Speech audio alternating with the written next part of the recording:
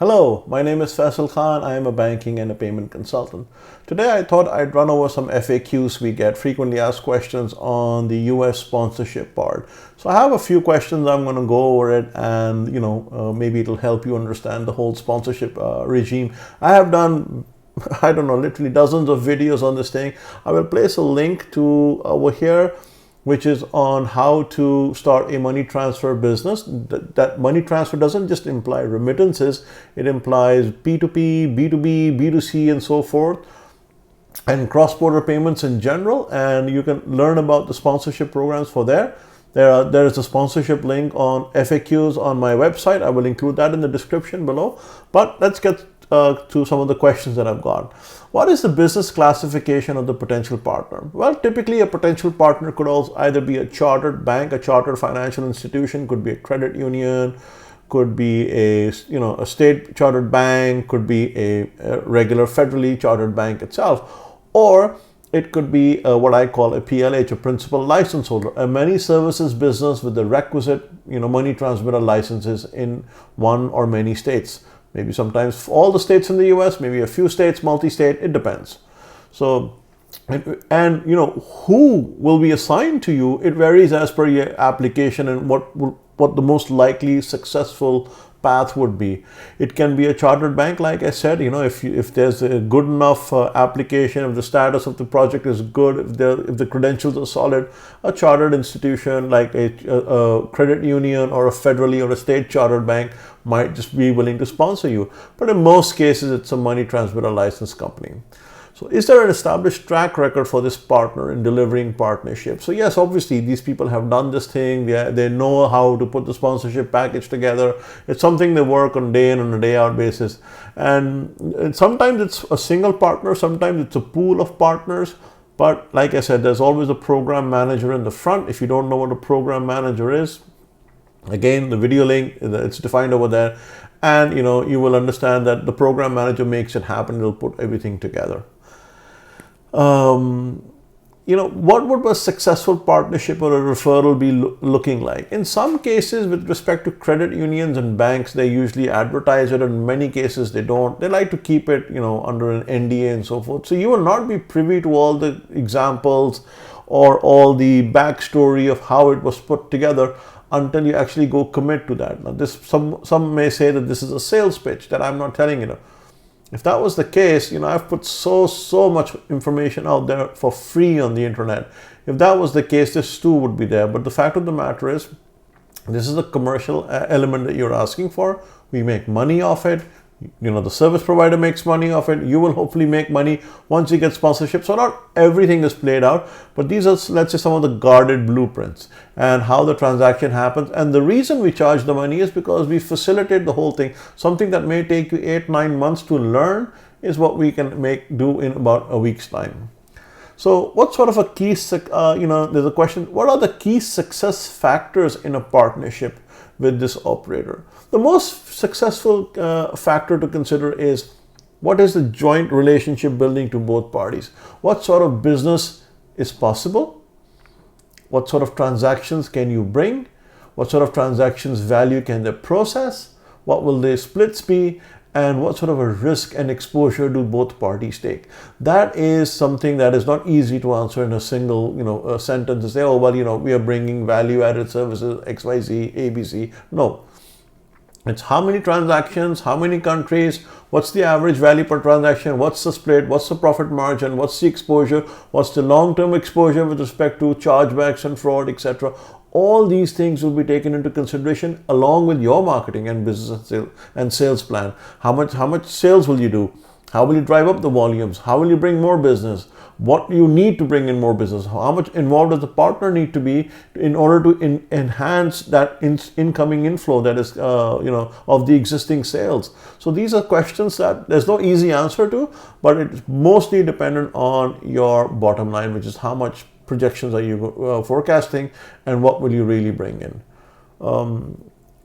In most cases, the question is, how long have these entities, these money transmission license holders, held their money transmission licenses for? In most cases, 5 years.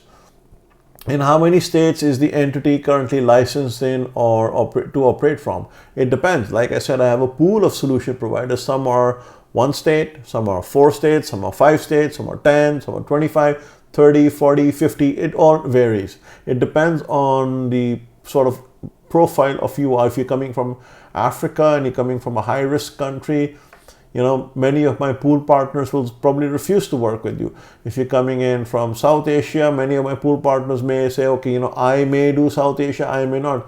If you say I want to do Brazil, maybe all of them will jump in. It depends. So it depends on this thing. Do you have a provider, that will do country X or country Y? Well, it depends. Some of them will do country X and country Y directly. Some of them may come in through a tri-party agreement. That means they say, okay, you know what, we will not go and deliver into Gambia, into Ghana, or into Senegal, or into DRC, and so what have you, or into Guatemala, or into, I don't know, Peru, etc. But what we'll do is we'll use an aggregator in London. So that London entity, this is called a tri-party correspondent agreement. Again, the link is up there. And, they'll use that. So it depends. In some cases, they will do that. In some cases, they won't. And in some cases, they will just refuse to work because their processing bank will not give them permission to process transactions destined for a country, even though it's going through an aggregator. So it depends. Many people ask if it's possible to have some sort of an agency agreement with the principal license holder so that walk-in shops can be taken into consideration. It's possible, but they will not do your brand. So, I may have a provider that has 3,000 locations in the United States. Now you can go in there, but they don't know, let's say your brand is called the Nikon brand or Nikon Money Transfer, Nikon, just because my camera is called Nikon right now. But anyway, so if you say, can I, being in Africa, buy a company called Nikon Money Transfers, can I put my sticker in a shop in the US? Of course you can. Question is, will they do it? And if they are going to do it, what's in it for the shop? Because now you have to take the shop into consideration. So when you bring a physical network, things get expensive. So you better have a lot of traffic in order to make that happen. There's another question. Will my partner allow customers to ask for our services as they turn up to send up money? So for example, if you go into a random store, well, not a random store, let's say one of the physical locations, could be in Miami, and you say, hey, do you guys support Nikon Money Transfer? That guy may or may not know about it. So, that all depends on the training, and if the partner has 10 other programs, one is Nikon, one is ABC, one is XYZ, you can't really expect that the money transfer operator, the shop owner, or the store owner where the MTO is being placed would know all these things. Sometimes it's possible, sometimes it's not. It all depends on training, really. So it does increase the cost. It's possible, probable, probably not. A lot of people ask is, can I get hooked up to a bank or a credit union, please? It's not your call to make. You may be a small money transfer company in Africa and you want to show that, hey, I want to just partner with a bank. What is it that you're bringing to the bank? 1 million, 2 million, 3 million transactions per month, dollars of volume, 5 million, 10 million. Or if they're making, let's say, 10 basis points, that's $1,000 on every $1 million they process. If you bring 10 million worth of transactions, they'll make what, $10,000? If they're making 20 basis points, they'll make what? $20,000? It's nothing. It's peanuts for them. Hardly pay for the compliance and the salary for 3 people in that organization. So it's not easy. Beggars can't be choosers. You can't just say, oh no, I have to work with the bank. I have to work over there. In order to work with the bank, you must be a bank. You must have a really, really good existing, not predicted, existing sales track record of saying how you're going to work in the United States, or how you're going to work in the EU or the UK or Canada, for the sales that are going to come through them, for the transactions that are going to come through them. And more importantly, you must also understand how they talk, what the legal limitations are, what the transactional limitations are, what the processing limitations are. If you don't know how those countries operate and you're insisting, for whatever reason that you want to work with a bank, you have to be very cognizant of the requirements. If you're not, it becomes very, very difficult to do so. Do you need to be registered with FinCEN? No, you do not need to be registered with FinCEN. If you are an ISO, you don't need to be. The question is, how much involved do I get in the process? Other than the due diligence process, I can get involved quite a lot, but mostly I ask my clients to do the 5 things together, which is the flow of funds, the access to the API, the transaction set, the legal contract, and the commercials. These are the 5 things I ask you to run in parallel with the principal license holder. This is not counting the due diligence, which obviously is going to happen on its own time. The last question I have is, there are players in Canada, USA, Europe, Australia. Is there a chance of me getting hooked up to one provider that will do the entire world? There is no such thing like that. I mean, there are, but they will not work with you. I mean, you can go to a Western Union and say, hey, I want to work and provide a white label service worldwide, or you can go to MoneyGram, they may be able to do it. But there are very few providers that are licensed all over the world, are willing to work in the commercials that you have asked for, are willing to work on terms that you would like to. So it's a big ask. Not everyone is interested in that. You will have to do multiple contracts, one for USA, one for Canada, one for UK, EU, one for Australia, New Zealand, and then have to bunch it up. And if you're going to have cross settlements, it gets a little bit more complex.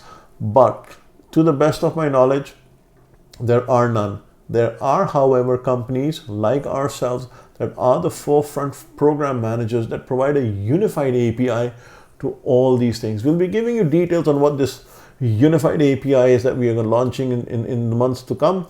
But rest assured, that is exactly the kind of problem we are trying to solve. Another question is, does the partner have any operations or partners to any African country? The answer is, I'm pretty sure they do. In many cases, the banks or the MTL, money transmitter license holder providers, they already have associations with various partners in African countries. Maybe they have aggregators, maybe they have direct correspondent tie-ups, maybe they have correspondent banking with them, but only for certain countries and not for certain countries. And in certain countries, they may have multiple tie-ups, but it depends. There are 54 countries in Africa, so it depends which country you're talking about and so forth. But chances are, in most cases, they do for the majority ones, and for the smaller countries or the less frequently used countries, the answer is no. But it is always something that can be arranged.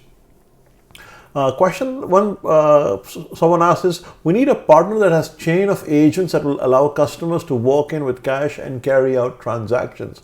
Do you have partners in such capacity? Yes, we do. Like I said earlier, chains come in when the minute you introduce physical networks, the cost goes up. It's as simple as that. So if you're if you're willing to take that cost in, yes, those services can be provided. Another question was, can we use our own KYC provider? The answer is no, you cannot use your KYC. You sitting in Africa or in Asia or in Latin America cannot tell the United States bank or the United States money transmitter license holder what KYC software to use.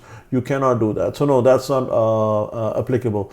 Another question is, do we need to have a bank account in the United States? Well, you need a settlement account. So if you have a bank account in the US, the funds can be moved immediately to your account using FedWire or maybe same day ACH. But if you only have an account overseas, then they have to do a SWIFT for your settlement. That may take 1 day, that may take 3 days, that may take 5 days. That's all dependent on you. Having a bank in the US helps. Another question is, does the partner have a US-based merchant acquirer or can we use our own? Well, I'm not sure what you mean, can you use your own? The US bank or the MTL may have a merchant acquirer, may have card processing services. Those are dependent on the type of any merchant acquiring services comes with an application. It's something you have to apply for. It's not offered by de facto. You as a merchant would have to qualify for it. Money transmission or remittances or MSP services are considered high risk, so the prices are higher, but they are offered. You yourself cannot bring in your own merchant or merchant relationship and say, hey, I want the bank to use this and so forth.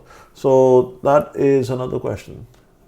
I hope I was able to offer a little bit of an understanding. If you have a question or a comment, there's a contact form in the description below. Please fill it out. I will be happy to answer. Till next time, Faisal Khan signing out.